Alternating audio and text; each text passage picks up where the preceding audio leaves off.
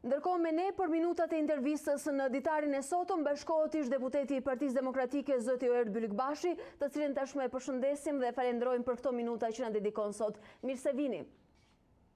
Mirë se u gjej. Zoti Byllikbashi, dje ishte dita kombëtare e rinis. 3 dekada nga lëvizja studentore, shumë kujtime e shumë nostalgji besoj për secilin prej jush, aq më tepër personalitetet e integruar në politikë. Megjithatë, në një reagim tuaj në pash se nuk po festonit, nuk ishit motiv për këtë. E para ishte lajmi i kopshëm për vdekjen e 25 vjeçarit dhe lidhet këtë me një frikë ose shqetësim me pushtetin që ka marrë politik. Si e shihni ju këtë ngjarje? Të them të drejtën, reagimi im i djeshëm, ku e shpreha qartë qëndrimin tim personal si qytetar, si individ, po si politikan gjithashtu, që kam tashmë një numër vitesh eksperiencë dhe angazhimit tim politik me përpjekjet e mia, në kuadër të një force të madhe siç është Partia Demokratike, që 30 vite më parë gjeti embrionin e krijimit të saj në atë lëvizje studentore. Reagimi im djeshëm ishte i qartë. Unë nuk kam asnjë motiv për të festuar, për shkak se 30 vite janë tmerrsisht shumë që Shqipëria, 30 vite nga ajo datë ku shpërtheu shpresa e gjithë shqiptarëve që do të bëheshin si gjithë.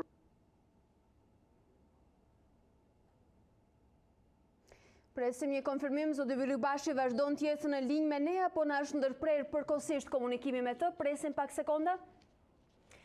Do tentojmë të kemi një komunikim të radhës. Ishte pikërisht zoti Oer Byllikbashi që është edhe një prej motiveve të komunikimit tonë të sotëm që dje kishte reaguar për ngjarjen e trisht pikërisht në ditën kombëtare të rinis, duke thënë se nuk kishte motivacion për festë dhe ishte krejtësisht i shqetësuar, madje edhe i tronditur nga pushteti që sipas tij ky shtet i ka dhënë policisë së vendit. Zoti Byllikbashi me sa duket na është rikthyer në komunikim dhe besoj na dëgjon. Unë dëgjoj. Pra, po thoja, nuk kam një motiv mas 30 vitesh që të them që duhet të gëzoj për shkak se 30 vite të kaluara në një atë që ne kemi quajtur tranzicion, por një tranzicion s'mund të jetë kurrë 30 vite. Një zvarritje 30 vjeçare për të arritur këtu ku jemi, ku ende fëmijët tanë, ku ne ishim të rinj, fëmijët tanë janë në moshën tonë në këtë kohë, kanë përsëri të njëjtin slogan, e duam Shqipërinë si gjithë Evropën. Nuk mund të ishte në kohën e shkuar. Pra, reagimi i djeshëm realisht ishte fillimisht nuk ishte i lidhur vetëm atë që ndodhi dje. Ajo që ndodhi dje, tragjedia ku një i ri humbi jetën në mënyrë kriminale në ditën e rinis, ishte një spunto e mëtejshme për të reaguar në mënyrën si unë reagova. Por është ajo përmbledh atë ku kemi arritur sot. Nuk ishte një ditë ku të rinjt, që juve i dëgjuat sot më herët, të cilët kërkojnë drejtësi dhe nuk e kanë këtë drejtësi, kërkojnë shpresë dhe ikin se nuk e gjejnë shpresën në këtë vend. Ai një i ri në vend që të kishte një shtet ku ta ndjente veten si europian, ku mbet jetën nga një shtet i cili e dhunon për çfarë? E dhunon sepse ka thyer shtetërrethimin. Atë ja vëm fjalën, ka thyer shtetërrethimin. Është si filmat kohës luftës. Dhe kjo është e papranueshme. Një shtet ku ti nuk e gjen dot drejtësinë tek gjykata, sepse nuk ka gjykatë. Nuk ka asnjë shpresë që prokuroria ta hetoj si duhet këtë krim që ndodhi. Na del shërbimi i brendshëm i Ministrisë Brendshme që na thotë se kush është vepra penale, ka përcim i kushteve të mbrojtjes nevojshme, por jo të jetë prokuroria që ta marrë dhe ta drejtojë ajo qartë dhe nëse është e nevojshme të dali të tunë themelet e shtetit për gjë të këtij lloji, sepse prokurorët kanë frikë. Janë të korruptuar, por fundit duhet të çojnë pas hekurave ata që shkelin ligjin dhe marrin jetën e dikujt. Por gjykat nuk ka, sepse gjykatat po mbyllen për ditë. Kush është shpresa që nxjerr? Nuk ishte ky shteti të cilin aspiruam 30 vite më parë. Dhe kjo ishte arsyeja e reagimit tim, se 8 dhjetori është një përmendore shpirtërore e të kujtdo prej nesh. Për ne që jetuam, unë atë kohë kam qenë gjimnazist, kam qenë në një nga 2 klasat e atij gjimnazi në Durrës që shkruam në tabelë solidarizohemi me studentët dhe nuk menduam fare pasojat. Dhe si ne anë mban Shqipërisë pati plot të tillë, por në atë kohë nuk mendonim që Shqipëria nuk është e rëndësishme se ka më shumë për të ngrënë, për një pjesë, kanë shtëpi më të mira, kanë makina më të mira. Perspektiva jonë ajo që në ndërruam të ishim si gjithë Evropa, sot nuk është. Na mbyllet dera e kryeministit Rama me këto që ka bërë, ja përplasin derën rregullisht Evropa, po kujt i del gjak nga hundët janë shqiptarët. Zoti Vilukbashi, e vërtet, sa e vërtet aq edhe dhimbshme ajo që sapo tha tani. Vërtet shqiptarët mund të kenë ndoshta një mirëqenie më të konsiderueshme, shtëpi that ju, e ndoshta makina më të mira, por ëndra mbetet po e njëjta për ju edhe fëmijët tuaj.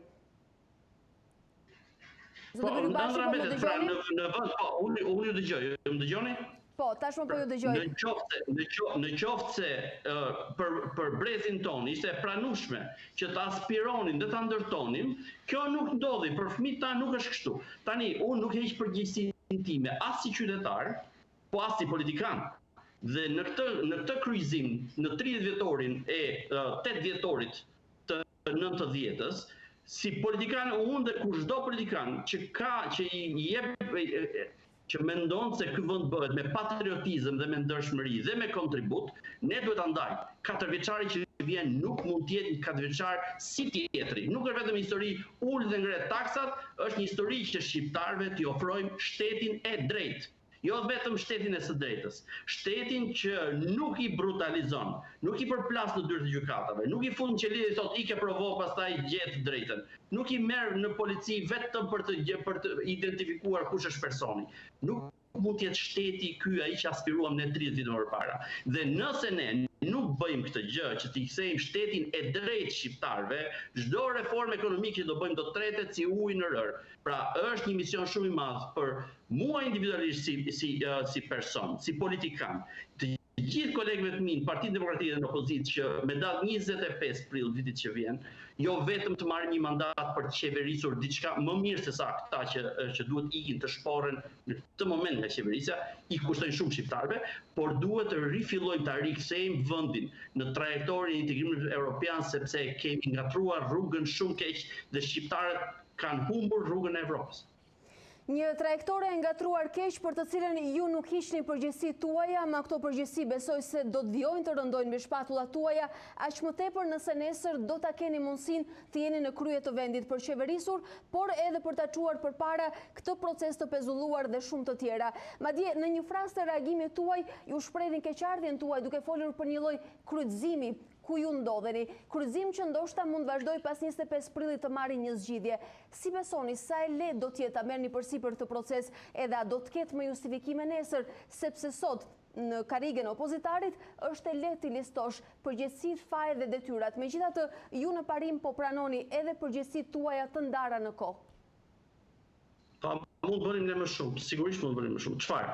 Mund bënim më shumë që politikanë si Edi Rama të mos i afroheshin kurrë elektoratit shqiptar për ta marrë dhe për ta zhvendosur trajektoren shqiptare që në vitin 2013 me rotacionin politik demokratik që ndodhi me votë, u bë gati të merrte statusin e vendit të kandidat, që e mori pak muaj më pas.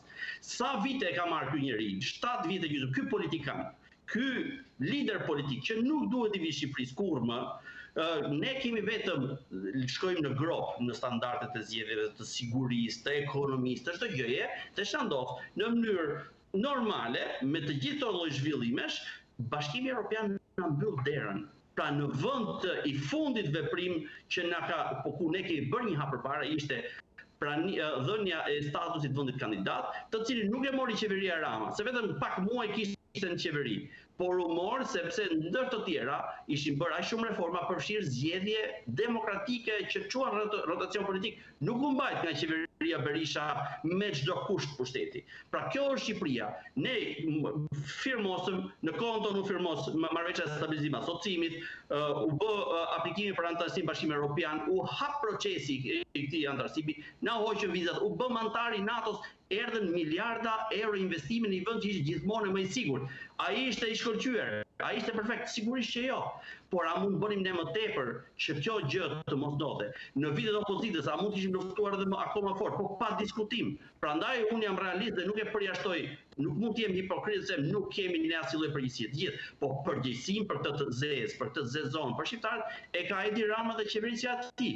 Lexoni çka dalë raporti më të fundit të Grekos, të grupit kundër korrupsionit të Këshillit të Evropës, dhe kuptohet shumë qartë se çfarë flitet. Korrupsioni është galopant. Raporti i Grekos që flet me tone shqetësuese, madje lirisht mund themi edhe alarmante, por edhe raporti i Komisionit Evropian i fundit adresuar Shqipërisë, i cili në fakt kishte edhe ngecje drejt rrugës së integrimit në tonet paralajmëruese, e shes shqetësues luftën ndaj korrupsionit, në fakt edhe vullnetin e përpjekjet që ka bërë klasa politike në këtë drejtim. Sot do bëj bashkë rastisht që sot jemi në ditën ndërkombëtare kundër korrupsionit e përcaktuar me konvent që në vitin 2003. Nuk ka pasur reagime me përjashtim të një që vjen nga ambasada amerikane, e cila në emër të Departamentit të Shtetit na thotë ndër të tjera se lufta kundër korrupsionit kërkon më shumë se fjalë, dhe kjo është arsyeja pse Shtetet e Bashkuara janë dhuruesi më i madh i mekanizmave kryesore kudo në botë për kontrollin e korrupsionit, për të siguruar që vendet i përmbushin detyrimet e tyre. Dhe kjo besoj është një adresim i saktë në një moment të dur për reflektim edhe për klasën tonë politike. Çfarë mund themi sot ne në këtë drejtim? Ju më saktë si pjesë e integruar e politikës, sot si një opozitar, por nesër ndoshta një premtues për të ardhur në pushtet. Për korrupsionin nuk është vetëm sfidë e këtyre që janë sot në pushtet ose sfidë e juaja që mund vini nesër. Kjo duket si një sfidë e cila ripërsëritet nga klasa në klasë e ripërtrir politike në Shqipëri. Korrupsion i pa luftuar. Mos t'i barazojmë gjërat. Nuk është kaq një trajshme. Unë kam qenë drejtor i Departamentit Antikorrupsion në vitet 2007-2009. Kam qenë drejtues i delegacionit të Shqipërisë në Greko në këto vite. Dhe kam udhëhequr punën e grupit punës në atë kohë që na çoi në përmbushjen e rekomandimeve të raportit tretë të Grekos. To mund të duken terma teknik, por me këto operon një organizatë e cila kur shkruan nuk i sheqeros raportet. Është një organizatë që është goxha funksionale. Unë do t'ju lexoj vetëm titullin e raportit, siç e paraqesin ata. Shqipëria duhet të zbatojë kornizën ligjore për të parandaluar korrupsionin e ministrave, këshilltarëve të tyre dhe policisë. Çfarë tregon kjo? Në raport thuhet, ekziston një kornizë, është e përfshirëse, është shumë komplekse, por nuk zbatohet. Dhe gjëja, pra, kemi dy qasje në një kohë nga kjo qeveri. Shkruan ligje të bukura që të gënjej Bashkimin Evropian, ja ne po e bëjmë, dhe nga ana tjetër nuk i zbaton. Pse? Që të vazhdojë të bëjë korrupsion. Dhe ata kërkojnë në mënyrë fare të qartë të thjeshtë, zbatoni ligjet që të parandaloni korrupsionin mirë, pra marrin të mirëqen, korrupsionin ministrave, zyrtarëve të tjerë të lartë dhe policisë shtetit. Çfarë thonë më tej ata? Thonë që po shpartalloni policinë e shtetit me atë ligjin, me ligjin e vettingut që e trumbetoi shumë ministri Xhafa në atë kohë, po shkatërroni policinë e shtetit, e cila më pas jetë në gjendje të shërbejë këtij vendi. Çfarë thotë më tej? Thot që organet e antikorrupsionit nuk janë të pajisura ose nuk veprojnë siç duhet dhe askush nuk shkon para drejtësisë. Tani, po themi në gjë që nuk e dim, por gjithmonë ka pas luftë, nuk ka pas sa duhet, por ka pas përmirësim. Por ne kemi spakun. Ja ku kemi spakun? Kemi spakun i cili merret me 50 apo 100.000 lekësha dhe refuzon majoranca sot në këtë moment, majoranca refuzon që t'i kalojë spakut korrupsionin më të frikshëm, korrupsionin zgjedhor, korrupsionin politik, blerjen e votës. Thonë, na bie ndesh me reformën e drejtësisë. Çfarë është qëllimi? Që spaku, instrumenti më i fortë ndoshta i reformës në drejtësi, të godas ata që po bëjnë gati të blejnë votat për 25 qershorin, për 25 prillit e vitit që vjen. Pra ne jemi përpara një qëllimi, një vullneti politik për të ose bllokuar ligjet në fuqi, ose për mos lënë instrumentat që të godasin korrupsionin. Sigurisht kur vim në detyrë shumë e vështirë, por është një gjë është e qartë. Korrupsioni do të jetë një nga goditjet kryesore që qeveria do të bëjë dhe gjyqësori nuk do të ketë hapësirë që të bëjë, që të luajë me ligjin dhe të mos dënojë ata që janë për korrupsion. E kur flasim për këto hapësira, unë po ju rikujtoj edhe njerë kur flasim për luftën ndaj korrupsionit, edhe raportin e Komisionit Evropian, atë të fundit që adreson të Shqipërinë, ku thotë ndër të tjera se organet e specializuara antikorrupsion, të specializuar në këtë drejtim, SPAK dhe gjykatat kundër krimit dhe korrupsionit, pritet dhe duhet të forcojnë ndjeshëm kapacitetin e përgjithshëm për të jetuar e sidomos për më zyrtarët e lartë. Në përgjithësi, thot në Shqipëri, korrupsioni mbetet i përhapur dhe një shqetësim shumë serios. Në kushtet ku ne jemi, ku po thoni se pa diskutim që nëse ju vini nesër do të jetë e do të mbetet një sfidë, a besoni se do duhet rishikuar edhe drejtësia e re që ajo të veproj bashkë me këto organe të cilat janë të reja, të shkruara bukur po më thoni ju, por që efektivitetin dhe rezultatet nuk ua kemi parë? Gjoni, SPAK-u është vetëm i ligj nga gjithë paketa e ligjeve të cilën opozita e ka votuar, sepse ne menduam që arritëm të gjejmë kompromisin për ta bërë sa më të pakapur nga politika dhe sa më efikas. Më pas zbatimi i kësaj tregoj shumë qartë që SPAK-u përsëri vun njerëzit, pra hapni CV-t atyre personave që janë atje dhe juve do të kuptoni se ku jemi sot, se sa politika futi duart në këtë histori.